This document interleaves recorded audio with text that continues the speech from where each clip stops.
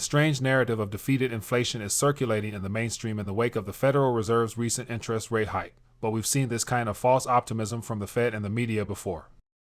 Higher interest rates and the promise of increasing yields have not been enough to lure outside investors into Treasury markets.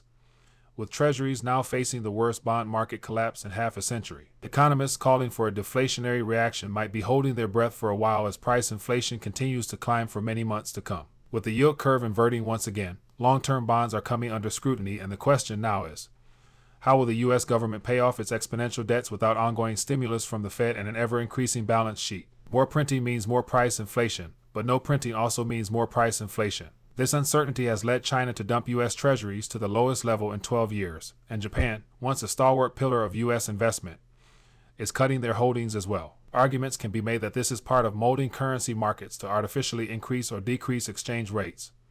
But regardless of the reason, the decline in U.S. Treasuries along with the ongoing decline in the U.S. dollar as the world reserve currency leads to one thing: more inflation. Overseas dollar holdings are in the tens of trillions. Estimates suggest that around 60% to 75% of all dollars are held in overseas coffers for use in international trade. Failing United States bonds indicate a trend towards a decline in dollar usage. The end result would eventually be the reverse flow of dollars back into the U.S., causing even more inflation than we already have. The Fed's recent rate hike is a drop in the bucket compared to what will be needed to slow the stagflationary crisis. Yield curve inversions can be a sign of coming recession, but not necessarily an end to price inflation.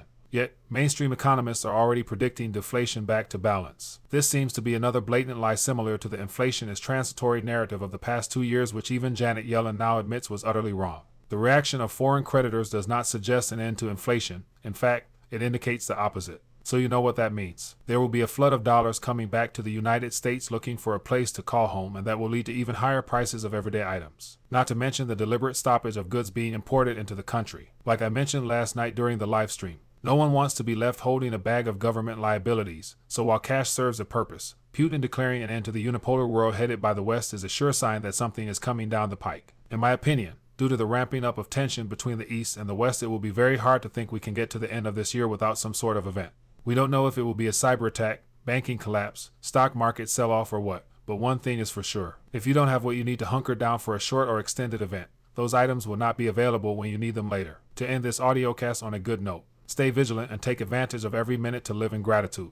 Let me know your thoughts in the comment section below, and stay tuned for more microdoses of insight to come.